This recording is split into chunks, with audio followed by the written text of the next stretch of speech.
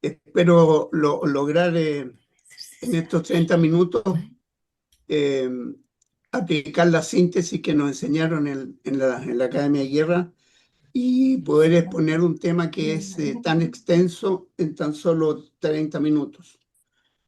Lo haré basado desde el punto de vista de un oficial de Marina. Ahí está mi perfil.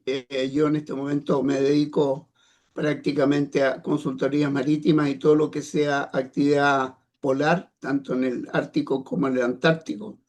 Y además soy asesor de la Organización Marítima Internacional en estos temas. Vamos a tocar el tema antártico desde tres puntos. Primero vamos a ver lo que ha pasado antes, un pequeño resumen, porque realmente son muchísimos los aspectos que podríamos hablar de la Antártica, daría para varias presentaciones.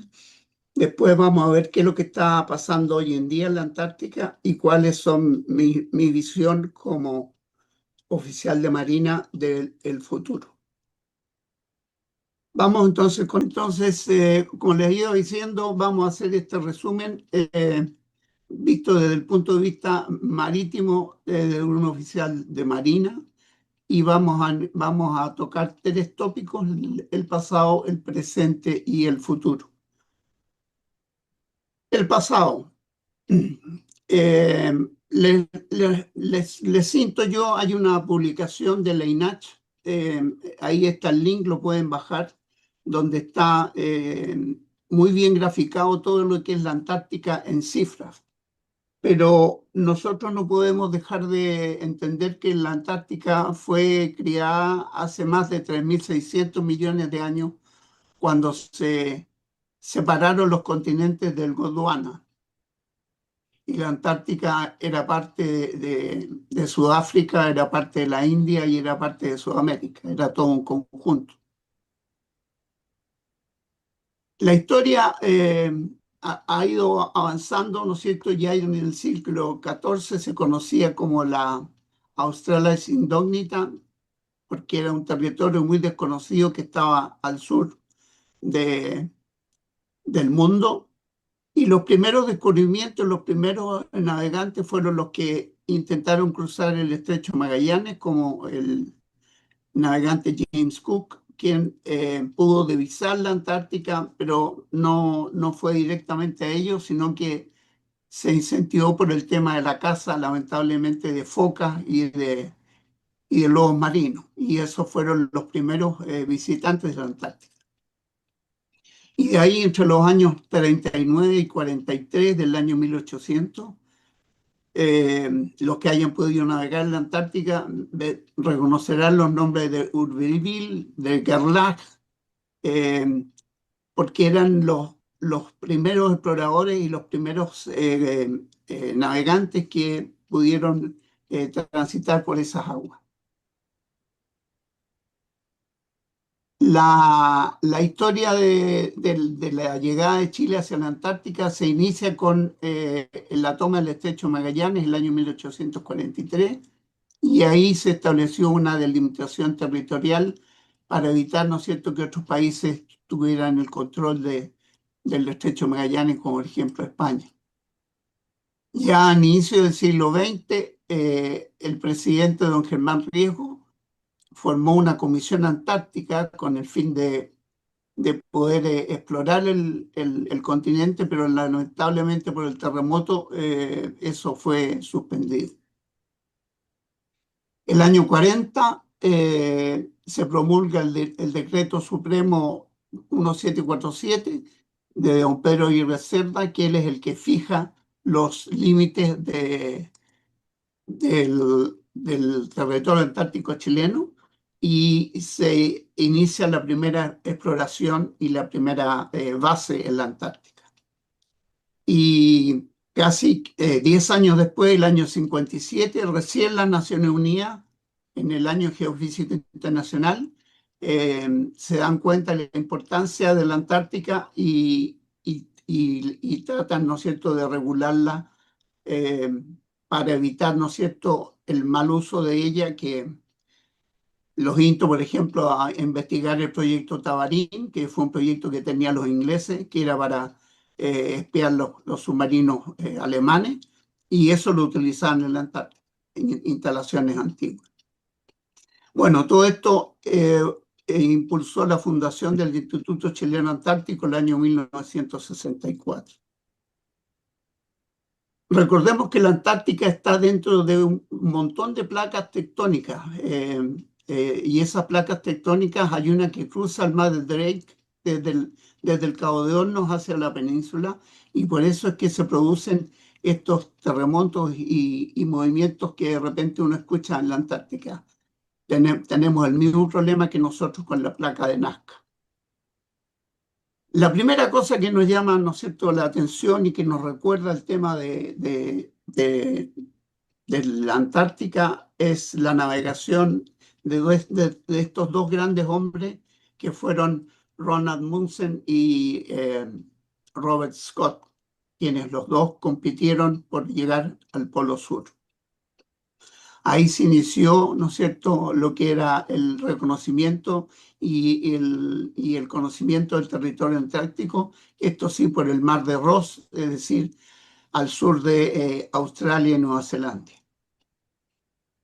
El año 47 Chile inaugura la actual base Prat, la llamó Base Soberanía, y el año 48 el presidente González Videla fue el primer presidente chileno que fue a la Antártica a inaugurar la actual base O'Higgins.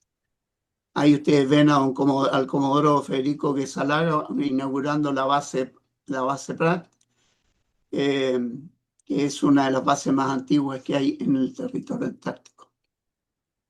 Me llegó hace poco este inserto en un diario, ¿no es cierto?, donde se ve cómo se invitaba a ir al cine a ver la expedición al continente antártico hecho por la Marina, la Aviación y el Ejército, y eso daba cuenta de la importancia que tenía la Antártica en esa época.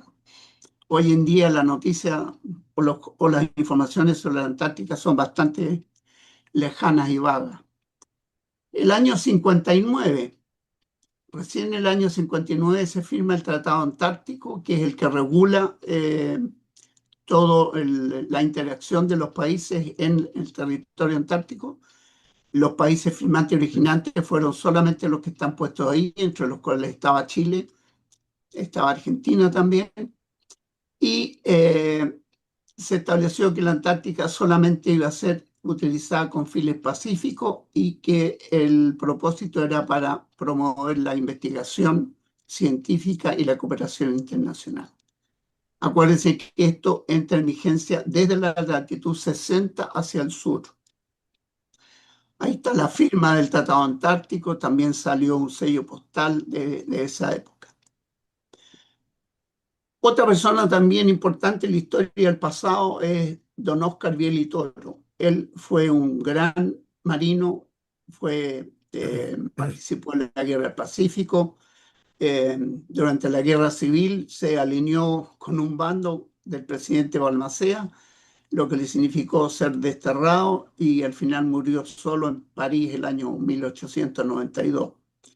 Pero él fue el que, como gobernador en Punta Arenas, hizo mucho y él es el nombre, por ese nombre es el que tiene el rompehielos antiguo, que es el que está aquí, que es el Biel antiguo. Arriba ustedes pueden ver ese mismo buque cuando pertenecía a la Armada de Canadá. Veamos qué ha pasado en la Antártica en todos estos años. Ahí ustedes pueden ver el San Telmo en ese año. Ya murieron 644 personas al tratar de cruzar el mar de Drake. Este otro buque, el Larsen, en Héroes de Terror en 1903, también quedó aprisionado en los hielos por desconocimiento de la cartografía. En la isla Lowe, el Pisagua, el año 1913, también quedó atrapado, encalló y al final quedó en el fondo del mar. Aquí vemos una historia que a mí me duele mucho, pero El rescate de Shackleton, donde ustedes ven ahí la figura del piloto Pardo y ven cómo quedó el buque y cuando están rescatando del Isla Elefante a los tripulantes del Endurance, lo que hoy en día está en la sociedad es no esta frase que está aquí, que es la frase que dijo piloto Pardo. Aunque la misión es difícil, arriesgada y llena de peligro, no he vacilado en aceptarla, entre otras consideraciones porque es humanitaria. Esas grandes masas de hielo infunden respeto, pero es también grande la obra que se propone y nada me arrepentirá, soy chileno. Eso lamentablemente quedó tapado por la figura de Ernest Shackleton y su publicación en el diario donde llamaba a los tripulantes a embarcarse en esta aventura hacia la Antártica. Eh, Creo que Chile le debe más honor y más respeto al piloto Pardo en ese gran accidente que Chile solucionó. Después ya avanzamos más adelante, ¿no es cierto? Y en el año indicado ahí en la transparencia hubo una erupción en la isla de Excepción. Ahí habían dos bases y las dos bases fueron rescatadas por esos cuatro oficiales de Marina, aviadores navales, quienes ingresaron a riesgo de sus vidas y rescataron a todas las personas que estaban en esas dos bases. En aquellos tiempos los tenientes Hodgson, Higueras Pará y el Tito Bruna, todos jefes míos en alguna época. Sigamos con Bucking. Vean ustedes cómo en el pasado sigue el hombre cometiendo errores. El Limber Explorer se varó en Bahía Almirantazgo el año 72. Vámonos al año 79. Nuevamente este buque se vara en Bahía Paraíso, en la Shetland del Sur. Ahí está siendo remolcado. Esta es otra desgracia que ocurrió frente a la base Palmer norteamericana, donde el buque polar argentino Bahía Paraíso, que tenía ahí a bordo sus dos helicópteros Sea-King con toda su dotación, se hunde frente a la bahía, producto de, eh, bueno, a mi juicio, producto de que en el puente había demasiada gente, muchos pasajeros y la base le estaba avisando que estaba saliendo por un lugar inadecuado y el buque se hundió, contaminó todo el área y uno cuando va a base Palmer todavía puede ver los palos de este buque. Sigamos con nuestros vecinos. El Big Humboldt de Perú también se varó en Caleta Mariana en el año 1989, buque científico de la Armada del Perú. ¿Se acuerdan del antiguo Aquiles? Después se llamó Pomaire, se varó en el seno Birdón en el año 91. No he podido encontrar imagen del famoso eh, buque que también se varó en la Shetland del Sur, en el Canal Espora. Solamente tengo una estampilla del capitán Luis Alcázar, que fue el año 92. Seguimos avanzando en el tiempo. Nuevamente, este buque, que es el Nordkapp, un buque grande alemán importante, se varó, derramó 200 galones de diésel y, y nadie supo nada, nadie informó nada. Ya vamos en el año 2001, el mar de Weddell. Los soviéticos o los rusos en esa época tenían muchos buques científicos que arrendaban como pasajeros.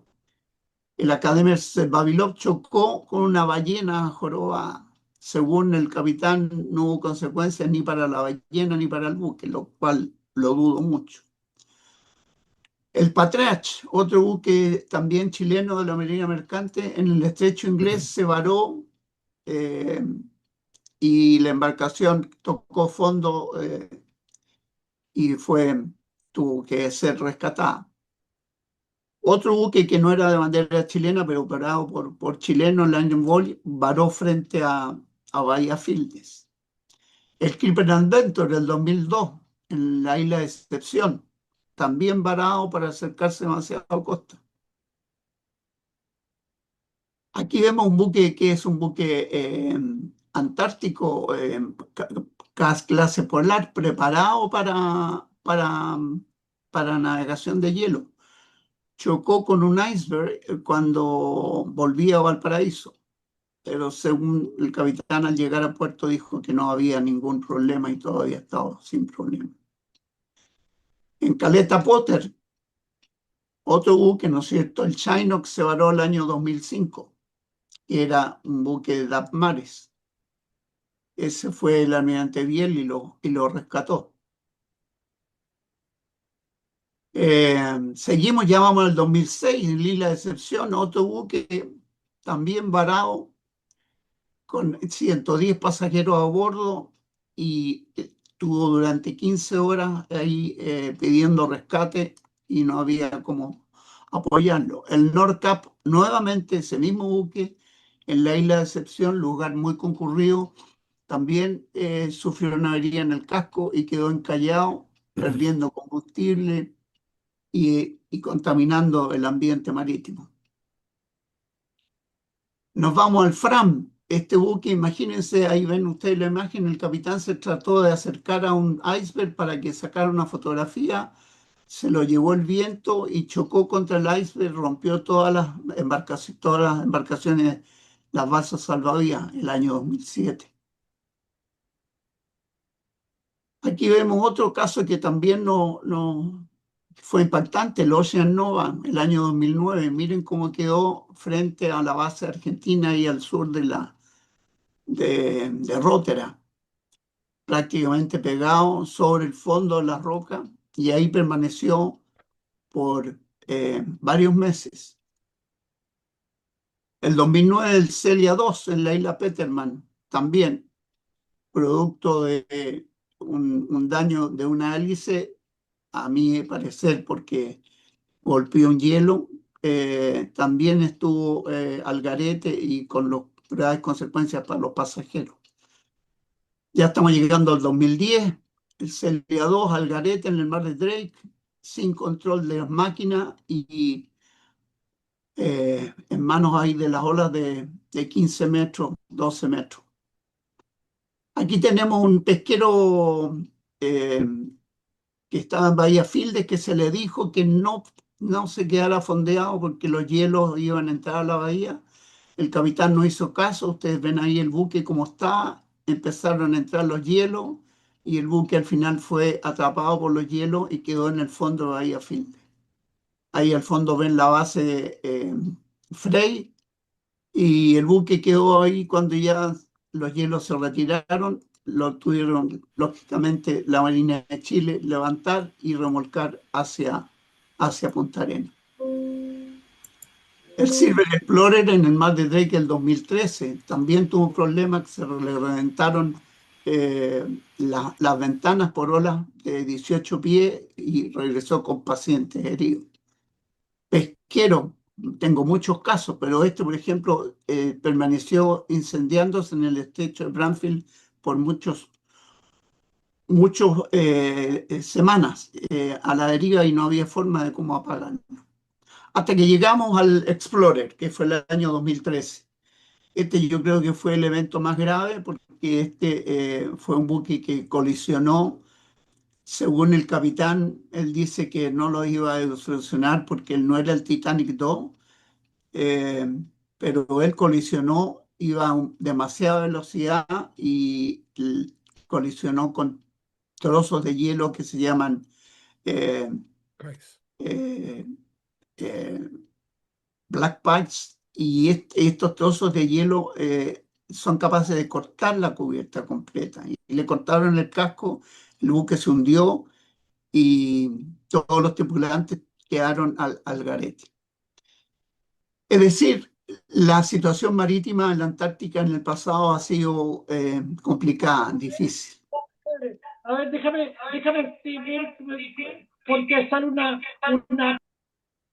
¿Perdón?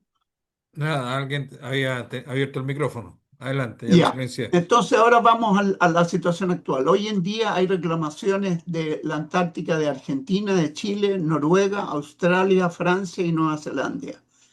Todos ellos están reclamando ciertos sectores del territorio antártico, pero está el Tratado Antártico.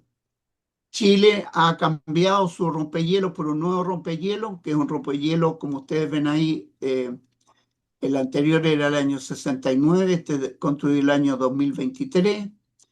El antiguo Biel tenía 6.500 toneladas de desplazamiento, este tiene 10.000. El Biel era I-Class 7, este es I-Class 5, es decir, puede romper hielo hasta de un año y los dos tenían capacidad para tener dos helicópteros. Este fue un gran logro de la Armada de Chile y de ASMAR. Ahí ven ustedes las características de este buque. El grave problema que hay con las temperaturas. Las temperaturas en la Antártica están cada vez subiendo más. La concentración de hielo, cada vez la concentración de hielo va reduciéndose más sobre el contorno de la Antártica. Les voy a tratar de mostrar rápidamente, me queda poco tiempo, pero para que conozcan, ahí está la base Frey, ahí está la base Fields, ahí está la base Pratt, la base O'Higgins, la base Escudero, la base Guillermo Mann, Argentina, de chilenas todas, la Maldonado, que es del Ecuador, Carlini, Decepción Argentina, Primavera, Melchor, Esperanza, Petrel, Marambio, Matienzo, Camarra, argentinas todas, Ferraz, brasilera, Juan Carlos I, española, y Gabriel de Castilla, española, Zhang Shen, que es de China, Kim Sen-yong, de Corea, Bellinghausen de Rusia, la base Artigas y Echeverry, que son de Uruguay, Altrovsky, que es la base polaca, Machu Picchu, la base peruana, Ortrinsky, que es la base búlgara, y Medel, que es la base checa. Más hacia el sur está Gabriel González Videla, la base Yelcho, chilena, Rotera, inglesa, Fossil Gulf, inglesa, y Palmer, norteamericana. Y Academia en Bernardinski, que es ucraniana. Almirante Brown, Argentina, Sarmantina, Argentina. Y la base Teniente Carvajal, chilena. Y en el Polo Sur, que hay dos bases más, una que es conjunta y otra que es de Estados Unidos. Veamos qué es lo que hay para el futuro. Este es el continente más austral del hemisferio sur. El clima es de bajo 93 grados Celsius. Juega un importante rol en el plano climático global. Tiene el 70% de las reservas del agua dulce del planeta y es el laboratorio más grande del mundo.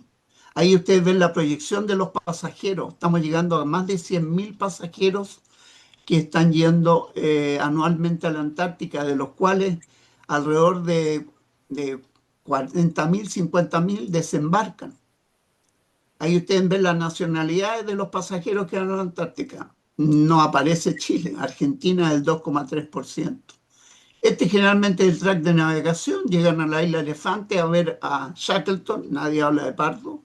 Después se van al Paso Antártico, bajan por el Bransfield, llegan hasta el estrecho de Lemaire, pasan a Lockroy y de ahí suben, pasan por Decepción y regresan hacia el norte.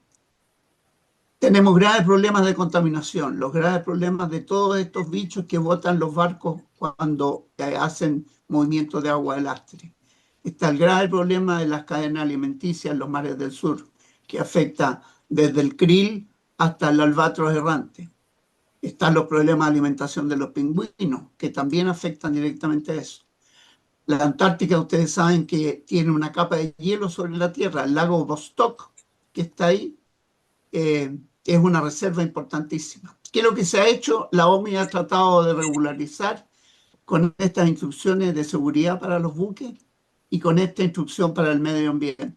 Son dos normas que tienen que cumplir todos los buques. Pero lamentablemente hay buques que no son solas. Entonces esos buques les exigen que tienen que hacer estos cursos. Pero esos cursos no se aplican si hay hielo libre o si están aguas abiertas, solamente les exigen un curso básico. Solamente cuando están cerradas les exigen todos los cursos. En el hemisferio norte, en el Polo Norte, se preocupan de este tema. En el hemisferio sur, la RAPAL, que es la reunión de administradores de programas antárticos, también están preocupados sobre el tema. De hecho, hubo una reunión entre el 25 y el 27 de septiembre. Chile tiene que rescatar y salvar a todo este área. Miren, son 3.100 millas y 26.000 kilómetros cuadrados. Tiene el MRSC y el centro en Punta Arenas, Puerto William y en la Antártica. Chile tiene que ser el puerto de entrada hacia la Antártica. No nos puede ganar Ushuaia, no nos puede ganar Australia, no nos puede ganar Sudáfrica. Puerto William tiene que seguir, tiene que este muelle terminar. Todavía no se terminan los 2 Dolphin para que puedan atracar buques de mayor tamaño y solamente atracan buques como el que ven en la fotografía. ¿Qué pasa si aquí hay un accidente? Ahí estoy casi en el tiempo, estoy por terminar. ¿Qué pasa con eso? Miren, aquí está el año 2018 la cantidad de buques de pasajeros. Esto es el año 2023. Miren la cantidad como ha aumentado. El accidente del Explorer que les comenté fueron 154 pasajeros. Yo voy en febrero del 2026 con 3.148 pasajeros en este buque. ¿Qué pasa si Dios quiera me ocurre un accidente así? ¿Seremos capaces de solucionar 3.148 pasajeros? Debemos preocuparnos de la Antártica. Debemos instruir. El entrenamiento y la educación es lo más importante. Eso sería todo. Perdonen si me